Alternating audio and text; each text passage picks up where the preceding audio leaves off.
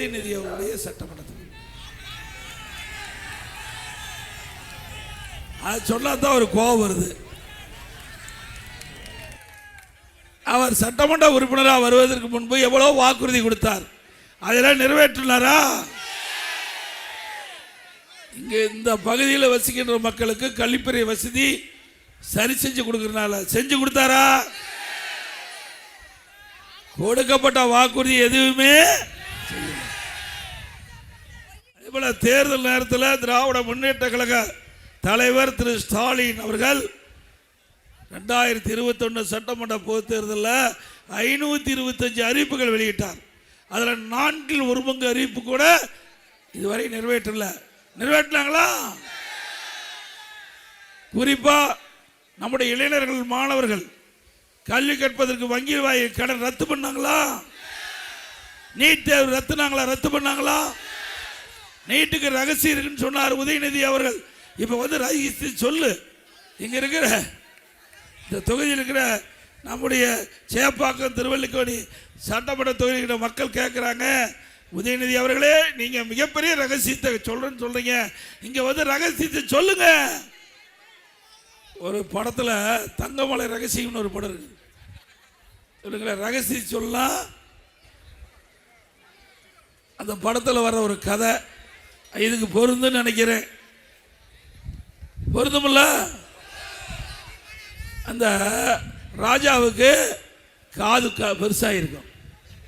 அப்போ அவருக்கு வந்து சிகை அலங்காரம் செய்ய ஒருவர் போய் சிகை அலங்காரம் செய்யும் போது அந்த காதை பார்த்து பதிஞ்சு போய் என்ன செய்வது என்று அறியாமல் மனைவிட்டு போய் இப்படி ராஜா காது கழுத காதுன்னு சொல்லுவார்.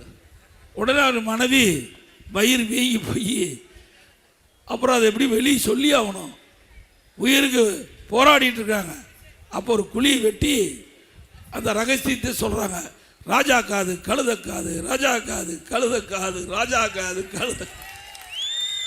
அப்பா அவரை சொல்லி மூடிட்டு வந்துட்டாங்க. அதில் ஒரு மரம் முளைக்குது. மரம் முளைச்ச பிறகு ராஜா வந்து ஒரு விழா நடத்துகிறார். அந்த விழாவுக்கு மிருதகம் பண்ணவனும் அப்படின்னு ஒரு கட்டளையிடுறார்.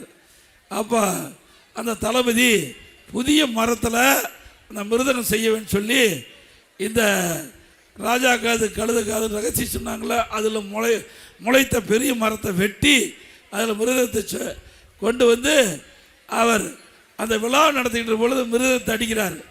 அப்போ அடிக்கும் போது ராஜா காது கழுத காது, ராஜா காது கழுத காது. பிறகு ராஜா கோவம் வந்துடுது, தூக்கி போட்டு உடைக்கிறார். அப்படியே தெரிச்சோடி எல்லா உதிரிப்பாங்களும் அதில் இருக்கிற அந்த தவுல் இருக்கிற உதிரிப்பாங்கெல்லாம் ராஜா காது கழுத காது, ராஜா காதுகளை குறிச்சு பேசுது. அப்படி இந்த முதலமைச்சர் துணை முதலமைச்சர் இந்த பகுதியில் ஒரு ரகசியத்தை சொல்லிட்டு போய் ரகசியத்தை இதுவரைக்கும் வெளியிட்டா அந்த கதை மாதிரி ஆயிருமோ என்று அச்சம் அவருக்கு இருக்குன்னு நினைக்கிறேன். அதே போல எவ்வளவு அறிவிப்பு நீட்டு கொண்டு வந்தது யாரு?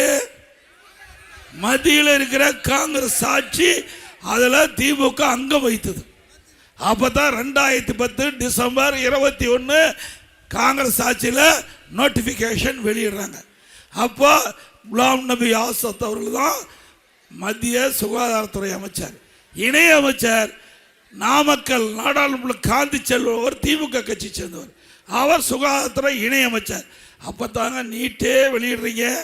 கொண்டு வந்தது காங்கிரஸும் திமுகவும், அதை எதிர்ப்பது திமுக காங்கிரஸ். எவ்வளவு வேடிக்கை பாருங்க, யாரும் மக்களை எப்படி ஏமாற்றுறாங்க பாருங்க. ஆனா அண்ணா திமுக பொறுத்த வரைக்கும் மக்களுடைய கோரிக்கை நீட்டை அதுக்கு விலக்கு பெற வேண்டும். அந்த அடிப்படையில் அம்மா இருக்கின்ற பொழுது ஒரு வருடம் நீக்குக்கு விலக்கு பெற்றாங்க. பிறகு நாங்கள் மறைவுக்கு பிறகு எவ்வளோ முயற்சி செஞ்சோம். உச்ச நீதிமன்றத்தில் தீர்ப்பு வழங்கப்பட்டு விட்டது. இது இந்தியா முழுவதும் நீட் தேர்வு நடத்தப்படும் அறிவிப்பு இங்கே ஒரு மாநிலத்துக்கு கொடுக்க முடியாதுன்னு சொல்லி அந்த நமக்கு எதிராக தீர்ப்பு வந்ததுனால நீட்டை நம்ம அமுல்படுத்த முடியல. இன்று வரை நீட்டுக்கு விலக்கு பெற வேண்டும் என்பதுதான் அண்ணா திமுக நிலைப்பாடு. அது மட்டும் இல்லை, காங்கிரஸ் கட்சியினுடைய தலைவர் யார் தெரியும், அவருடைய மனைவி நீட்டுக்கு எதிராக போய் நீதிமன்றத்தில் வாதாடி தீர்ப்பு பெற்ற பிறகு அந்த அம்மா வந்து வெளியில சொல்றாங்க நீட்டுக்கு முற்றுப்புள்ளி வைக்கப்பட்டது என்று சொல்றாங்க. செஞ்சதெல்லாம் காங்கிரஸ் திமுக. பழி நம்ம மீது போடுவது ஏற்றுக்கொள்ள முடியுமா? ஒரு பொய்யை திருப்பி திருப்பி சொல்லி உண்மையாக்க பார்க்குறாங்க. இதுதான் ஸ்டாலினுடைய ரெட்ட வேடம், திமுகவுடைய ரெட்ட வேடம். அண்ணா திமுக அப்படி அல்ல. எந்த வாக்குறுதி கொடுத்தாலும் அந்த வாக்குறுதியை செவ்வலே நிறைவேற்றக்கூடிய கட்சி அண்ணா திமுக கட்சி.